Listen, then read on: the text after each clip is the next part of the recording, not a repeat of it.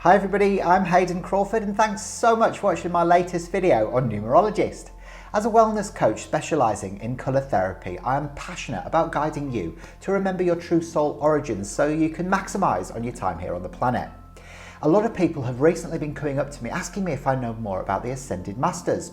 Well, here I'm going to be revealing some of the more popular ones so that you can understand how they're here to help you get the most out of your life.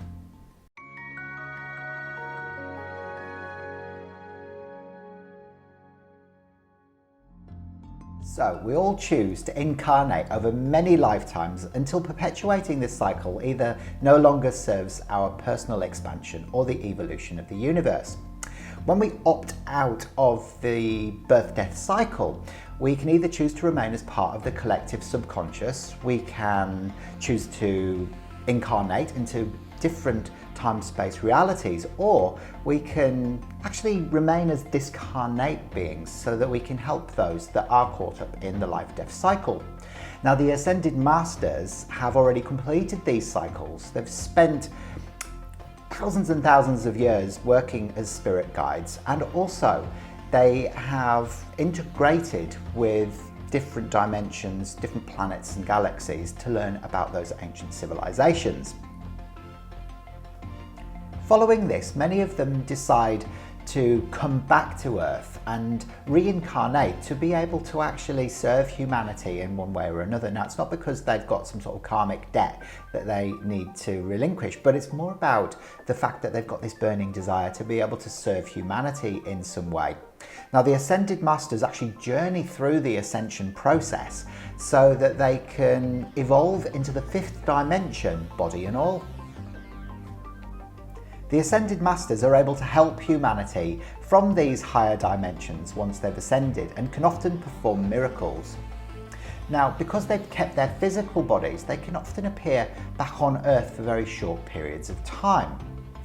They are part of what's known as the Galactic Federation of Light, which fundamentally is a council of Ascended Masters from many different planets and cultures.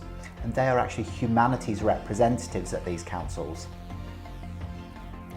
Teal Swan explains that the Ascended Masters are merely just thought forms or personalities that are being fed by the collective subconscious for the benefit of the ascension of humanity.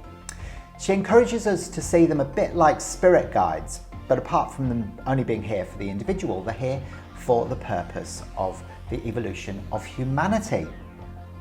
Now, because they're being fed by the collective subconscious and the individual, they have the potential of becoming exceptionally powerful disincarnate beings.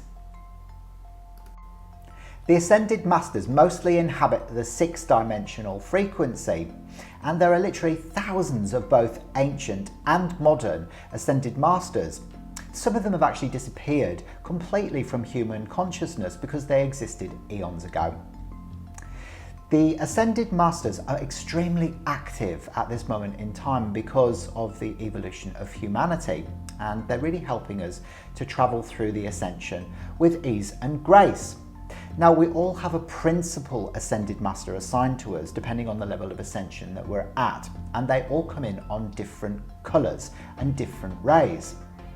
Take a look at the more popular Ascended Masters and the colour and ray that they come in on, and see which ones you identify with. So, the first ray is blue and is the ray of God's will and power. El-Morya, he came in on this ray and he is the master of it. Now, he previously incarnated as the wise man Melchizedek, as Arthur, and also as Abraham, and he works quite closely with Archangel Michael. Now, his predominant intention is to be able to transform the aggressive human so that they can move away from domination and really have the will to do good in the world. Melchizedek also came in on the blue ray, a very important figure in the Old Testament because he was said to have been the first person to be both a king and a priest. So, he was actually an earlier incarnation of Christ himself, and so was a high priest of the highest order.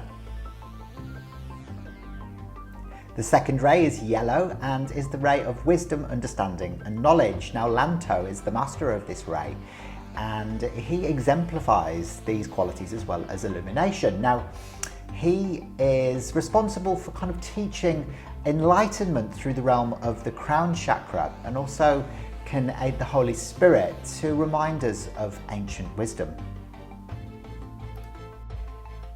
Jesus Christ also came in on this ray, the Messiah who took on the sins of the world and offered himself as the ultimate form of sacrifice. Now, his predominant message, of course, was love, and he demonstrated that by sacrificing himself on the cross.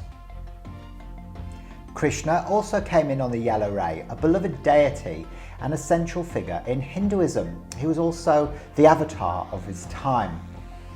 Now, he always had a smile on his face despite having some real difficulties within his life, and he believed in the unwavering power of bliss.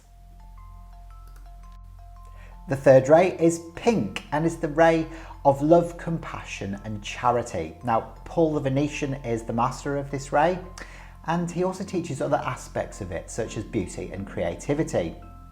Now, his teachings were all about putting love into action.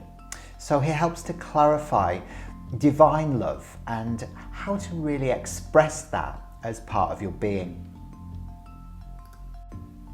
Quan Yin also came through on the pink ray, otherwise known as the Goddess of Mercy. She's adored by Eastern traditions.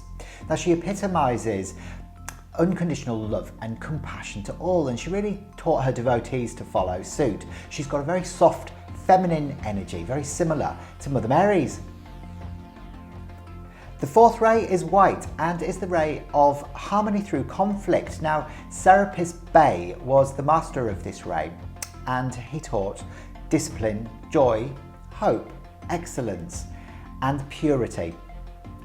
Now, he was really responsible for looking at activating the fire in the Kundalini so that it could rise up through from the base chakra.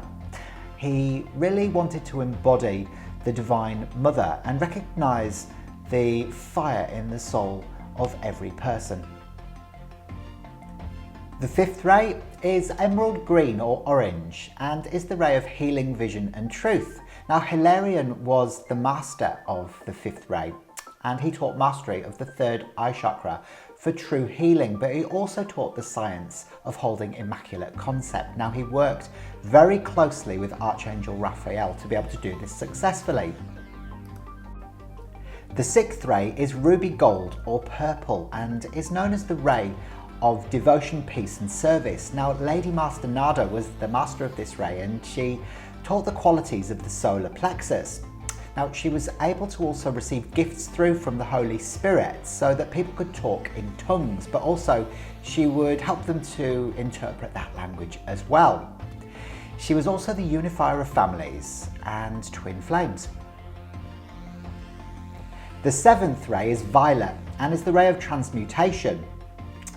Now, Saint Germain was the master of this ray, and along with his twin flame Portia, together they pioneered the age of Aquarius. Now, Saint Germain really was about freedom for world transmutation, and his twin flame Portia was more about justice. So together they made a very dynamic team. The eighth ray is rainbow and is known as the ray of integration. Now, Tara was the master of this ray, and she's a very popular Buddhist goddess, and she can really help and assist with anything that she's called upon to do, but she fundamentally embraces the power of every single moment. So I don't know if you've heard of her before, but she can also be known as White Tara or Green Tara, and she literally can come in on any of the coloured rays. So which of the Ascended Masters did you resonate with the most? Well, if you're not sure, why not ask during a meditation if the Ascended Master that's your principal one can be revealed to you, and then just let it go and sit back and wait for the information to come in. And then if you want to go one step further, just leave a few comments in the section below and we can find out exactly who's here to support you. Well, I'll be back next week with some more insights. I'll see you very soon. Bye for now.